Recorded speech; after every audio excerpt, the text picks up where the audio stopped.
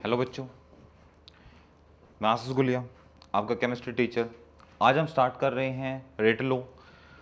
Rate लो से पहले already आप चैप्टर डिस्कस कर चुके हो, जहाँ पे केमिकल काइनेटिक्स के बारे में हम बेसिक इंट्रोडक्शन वगैरह हम वहाँ से हम सीख चुके हैं, उसको एक्सप्रेस करना हम सीख चुके हैं। रेट ऑफ रिएक्शन के कुछ फैक्टर्स होंगे, वो हम ऑलरेडी यहाँ इससे पहले लेक्चर्स में हम ऑलरेडी डिस्कस कर चुके हैं। फिर भी किसी बच्चों को डाउट रहता है तो आप व्हाट्सएप ग्रुप में या कमेंट सेक्शन में आप हमसे पूछ सकते हैं। हम स्टार्ट कर रहे हैं अब रिसेंटली रेट लो। अब रेट लो में आपने डिस्कस किया होगा, फॉर एग्जांपल्स मैं आपसे बात कर लेता हूं एक बार कि A प्लस बी जब आपके साथ रिएक्शन करते हैं तो मोस्ट प्रोबेबली चांसेस होते हैं वो क्या बना रहे हुए हैं, C प्लस डी, जिसको आप कहोगे क्या कहलाएगा आपके पास, प्रोडक्ट। और ये आपके पास क्या होगा, रिएक्टेंट। ठीक है, हम किसी भी रिएक्शन का आर निकालते हैं तो आर में हम जो रेट ऑफ रिएक्शन निकालते हैं तो वहां पे कुछ फैक्टर्स आपके यहाँ पे अपना रोल प्ले कर रहे होते हैं। ठीक है, क्योंकि वहां पे हमें सिग्निफिकेंट या आपके पास कुछ कॉफिशेंट होते हैं, उनकी हमें जरूरत पड़ती है, क्योंकि हमें रेट ऑफ रिएक्शन का पता करने के लिए क्या चाहिए, हमें उस रिएक्शन यानी कि जो आपके पास प्रोडक्ट है, हमें क्या चाहिए, उसकी कंसंट्रेशन की हमें जरूरत पड़ती है। ठीक है, without concentration with respect to time जब तक आपके पास नहीं होगा तब तक हम रेट ऑफ रिएक्शन नहीं पता कर सकते। उसके लिए हमें कुछ फैक्टर्स पे काम करना होता है। फिर हम क्या कहते हैं कि ROR यानी कि रेट ऑफ रिएक्शन डायरेक्टली होगा कंसंट्रेशन ऑफ A, यानी कि जो आपके पास कंसंट्रेशन है उसकी, और ROR डायरेक्टली होगा किसके, कंसंट्रेशन ऑफ B, दोनों के कंसंट्रेशन के बराबर होगा। ठीक है, कंसंट्रेशन A, फिर मैं क्या कहूँगा ROR जो आपके पास होगा वो कंसंट्रेशन ऑफ B। क्यों? क्योंकि रिएक्टेंट का कंसंट्रेशन जब जब डिक्रीज करेगा आपका, उसके बाद सेम टाइम पे कंसंट्रेशन ऑफ प्रोडक्ट क्या करेगा, वहाँ पे इंक्रीज करेगा। ये सारी टर्म्स हम ऑलरेडी डिस्कस कर चुके हैं।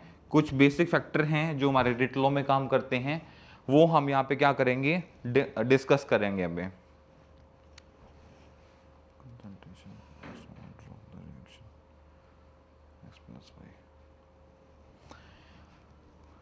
ठीक है भाई, जो आपके पास A और प्लस B है, इनको आप कैसे रिप्रेजेंट करते हो, A और B।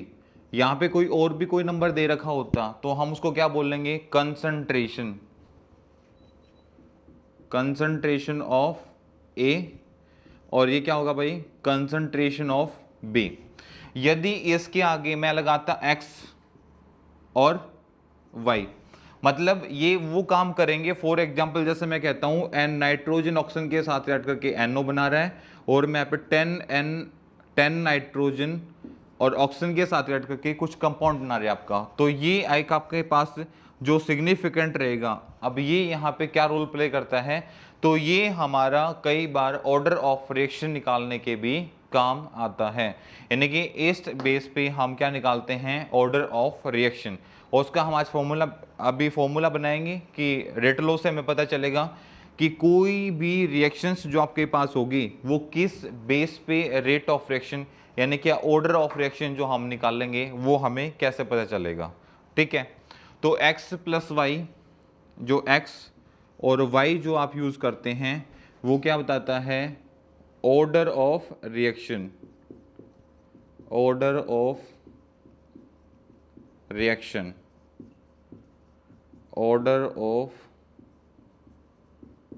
रिएक्शन। ठीक है, ऑर्डर कौन से भाई, देखो जब हमने इसके बेसिक को पढ़ना स्टार्ट किया तो हमारा जो सबसे फर्स्ट टॉपिक आया था वो हम कंसंट्रेशन पे बात कर रहे थे। कंसंट्रेशन मोल के अकॉर्डिंग काम कर रहा है, मोल पर लीटर के भी आप पे। अब जब आप मोल पर लीटर को डिफाइन करना चाहोगे तो आप वही सेम एग्जैक्ट उसी टाइम पे आप क्या कर रहे होगे, उसकी कंसंट्रेशन को डिफाइन कर रहे होगे। मोल पर लीटर को जब आप करोगे तो कितने नंबर ऑफ मोल्स होंगे आपके पास, वो नंबर ऑफ मोल्स वो आपको किसको बताएंगे, ऑर्डर ऑफ रिएक्शंस। ऑर्डर कौन सी, first order, half order, zero order, 1.5, जो भी आप ऑर्डर लेना चाहो। थर्ड ऑर्डर रिएक्शन हो सकती है, 10th ऑर्डर रिएक्शन हो सकती है, बट 12th स्टैंडर्ड पे जो हम डिस्कस करते हैं वो zero order, half order, first and half order, कुछ इस टाइप की रिएक्शन होती हैं। जो बच्चे नीट और जे की प्रिपरेशन करते हैं वो 1.5 एंड 2.5 जो सेकंड हाफ रिएक्शन होती हैं वो भी हमें टाइम के रिस्पेक्ट में जो उनकी कंसंट्रेशन पे इफेक्ट आता है, साथ साथ में हमें वो भी हम यहाँ पे एक एक्सपेरिमेंटल वैल्यू बेस पे हम डिस्कस करते हैं। सेकंड थिंग, जितनी भी रिएक्शंस को हम यहाँ कंप्लीट करेंगे, किसी भी रिएक्शंस को हम थ्योरेटिकल बेस किसी को नहीं कहेंगे कि हमारे पास फर्स्ट ऑर्डर रिएक्शन है या सेकंड ऑर्डर रिएक्शन है। जो हम रिएक्शंस का ऑर्डर देंगे वो एक्सपेरिमेंटल वैल्यू के बेस पे देंगे। विदाउट एक्सपेरिमेंटल वैल्यू हम किसी भी रेट ऑफ रिएक्शन को या ऑर्डर ऑफ रिएक्शन डिफाइन नहीं करेंगे।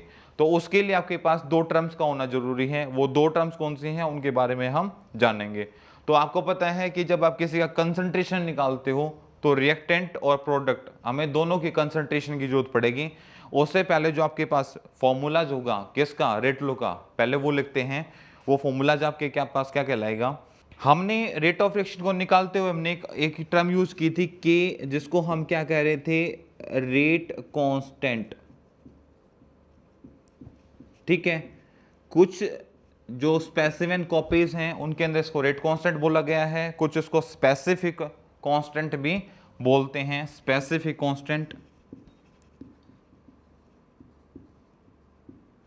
और कुछ बुक्स में इसको वेलोसिटी, कुछ केसेस में इसको वेलोसिटी कांस्टेंट भी बोला गया है। वेलोसिटी कांस्टेंट बेस को हम बोलते हैं। ठीक है, नेक्स्ट भाई हमारे पास अब ऑर्डर ऑफ रिएक्शन, यानी कि हमें एक ऑल और रिएक्शन बनानी है। कि जैसे कोई इससे पहले हमने बात की थी कि रिएक्शंस हम यहाँ पे दो तरीके से डिस्कस करेंगे, सिंपल और कॉम्प्लेक्स से। तो दोनों रिएक्शंस में हमारे पास जो डिफरेंस है वो डिफरेंस क्या डिफरेंस रहेगा, किस बेस पे हम उस पैटर्न को फॉलो कर रहे हैं, वो हमारे लिए यहाँ पे इंपॉर्टेंट पार्ट है। अब हमारे पास मान लो ये रिएक्शंस हो गई। ठीक है, मैंने आपको यहाँ पे एक चीज बोली है कि आर ओ आर हमारे पास रिएक्टेंट का ए का ये रहा, हमारे पास बी का ये रहा। अब इसका मुझे क्या लिखना है कि ऑल और रिएक्शन लिखनी है। तो उसके लिए क्या करूंगा मैं, सिर्फ जब x प्लस वाई को मैं जोड़ दूंगा, x प्लस वाई, मैंने रिएक्टेंट को नहीं जोड़ा है, मैंने प्रोडक्ट को नहीं जोड़ा है, जो इसके कोफिशिएंट होते हैं सिर्फ उनको जोड़ा है, जो क्या करेंगे मुझे ओवल और रिएक्शन के बारे में बताएंगे। ये आप लोग ध्यान रखेंगे। यहां पे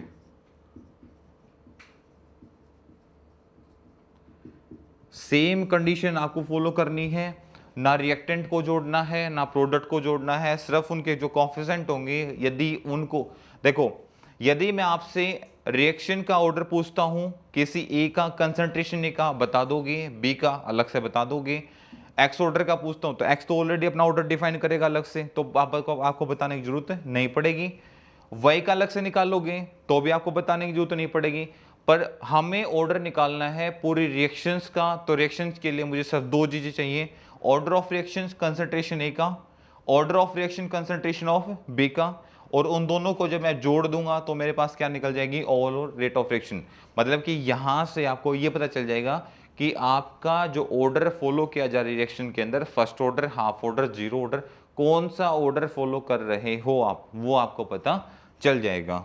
ठीक है, उसके लिए कहता है कि भाई आपको उसके लिए आपको क्या कहेगा कि भाई आपको रेट लॉ एक्सप्रेस करना आना चाहिए। कि रेट लॉ को एक्सप्रेस कैसे किया जाता है ऑलरेडी आप कई बार कर चुके हो। आर ओ आर आपने ऑलरेडी किया हुआ है, कंसंट्रेशन ऑफ ए, इसकी वैल्यू क्या रहेगी x। ठीक है, इसको k से हम क्या कर देंगे, कांस्टेंट। कांस्टेंट नहीं करेंगे तो आपके पास डायरेक्टली का सिंबल होगा, पर वो हम यहाँ पे यूज नहीं करेंगे। और कंसंट्रेशन ऑफ b, और इसको हम y कर देंगे। तो ये पूरा का पूरा जो डिफाइन करेगा वो किसको करेगा, रेट लो को एक्सप्रेस करेगा। मतलब देखो, ऑर्डर निकालना है तो किसी रिएक्शंस का ऑर्डर निकालने के लिए आपको किसी रिएक्शंस के रिएक्टेंट की जरूरत नहीं है। ये ए क्या है, कुछ भी हो सकता है, हमें जरूरत नहीं है। बी क्या है, हमें जरूरत नहीं है। हमें सिर्फ जरूरत है तो एक्स की और वाई की, क्योंकि यही दो चीज ऐसी हैं जो आपको रेट ऑफ ऑर्डर बताएंगी किसी भी रिएक्शंस का। जब तक आपके पास एक्स और वाई की वैल्यूज नहीं होगी तब तक आप किसी भी रिएक्शंस का ऑर्डर नहीं निकाल सकते। ठीक है, तो अभी हम स्टार्ट करेंगे ऑर्डर्स निकालने। ऑर्डर्स निकालने के लिए कुछ टर्म मैंने आपको बताई हैं कंसंट्रेशन ए का कंसंट्रेशन पता होना चाहिए और ऑर्डर ऑफ रिएक्शन पता होना चाहिए। तो ऑर्डर ऑफ रिएक्शंस किनको बोलते हैं वो मैंने आपको बता दिया, कंसंट्रेशन किसको बोला जाता है वो मैंने आपको बता दिया, क्योंकि आगे चलने पे हम सिर्फ इन्हीं टर्म्स का यूज करेंगे, आपको बार बार इन टर्म्स के बारे में नहीं बताया जाएगा।